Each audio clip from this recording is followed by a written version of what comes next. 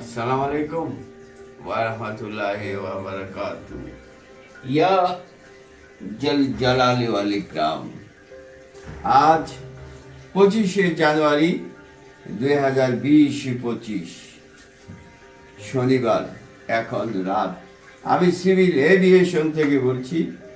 আজকের বিষয় অত্যধিক জটিল বিষয়, অত্যধিক ভয়ঙ্কর বিষয়, যেগুলা আমাদের বাংলাদেশের প্রতিটা মানুষের জ্ঞানী গুণী জেলে মুটি সবাই, আমরা শিক্ষিত সমাজ সবাইকে জানা অতীব প্রয়োজন, বাঁচতে হলে জানা প্রয়োজন।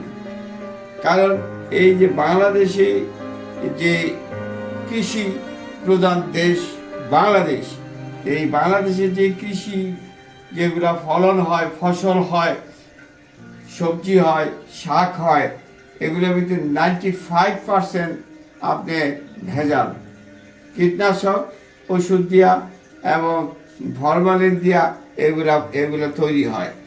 সকালে ফরমালিন দেয়, বিকালে তারপরের দিন এগুলো বাজারে বিক্রি করে। এটা হলো বাংলাদেশ। ওই বাংলাদেশের শিক্ষিত সমাজ, বাংলাদেশের কৃষিবিদ, বাংলাদেশের কৃষি গবেষণা যারা করে, সবাইকে আল্লাহর কাছে হিসাব দিতে হবে। কারণ এই দেশে হাজার হাজার হাসপাতাল লাগবে, লক্ষ লক্ষ কিডনি এবং হার্ট অ্যাটাক, ডায়াবেটিক্সের লোক মারা যাবে একমাত্র ভেজালের কারণে। এই যে আপনার বাংলাদেশে যত শাক সবজি হয়, এই শাক সবজিগুলো যদি হাইব্রিড পদ্ধতিতে হয়, যেমন আর কি এই যে বড় বড় এটা কফি, আর এটা হলো আপনার হাইব্রিড কফি।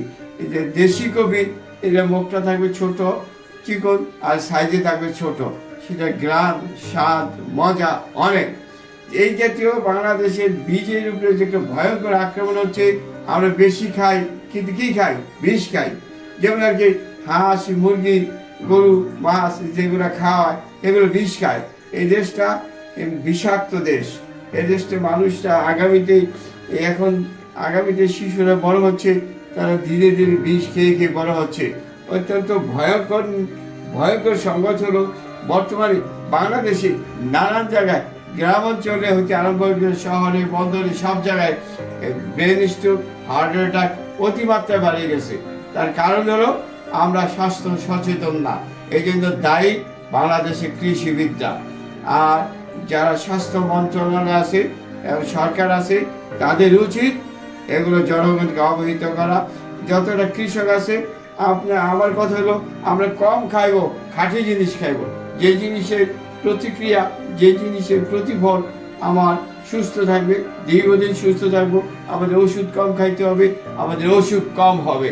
কাজেই জনগণের কাছে, দেশবাসীর কাছে আমার আকুল আবেদন, সুস্থতায় আনন্দ। আপনারা সুস্থ থাকুন। সুস্থ থাকতে হলে এই হাইব্রিড জাতীয় বড় বড় কলা, বড় বড় আনারস, এই যে তারপরে বড় বড় লাউ, বড় বড় যত কিছু আছে, বড় বড় আম, ম্যাক্সিমাম এগুলো হাইব্রিড, এগুলো হরমোন। এই যে মাছ মাংস হাইব্রিড হরমোন, এগুলো থেকে আমরা বাঁচতে চাই। আর আগামী প্রজন্ম না বাঁচলে এদেশে কুচি মানুষ মারা যাবে একমাত্র ভেজালের কারণে। কারণ আর দেশে যারা ওষুধ কোম্পানিগুলো ওষুধ তৈরি করে, ম্যাক্সিমাম ওষুধগুলোর মধ্যে ভেজাল। 50% ওষুধ হলো ভালো, আর 50% ওষুধ তো ভেজাল। এমন একটা দেশ বাংলাদেশ। আমি এদেশের উপদেষ্টা মণ্ডলী ডক্টর মোহাম্মদ ইউনূসের সাথে সবিনয় আমি বলবো, আপনারা যেন জনগণের স্বাস্থ্য সুরক্ষার জন্য এগুলো আপনার একটু লক্ষ্য করবেন, দেখবেন, আপনি এগুলো প্রচার করবেন। যদি আমরা বাঁচতে চাই, আমাদের সন্তানরা বাঁচতে চাই। আমি যখন থাকবো কবরে, আমার কবরের উপরে থাকবে আমার সন্তানরা, আমার আগামী প্রজন্মরা।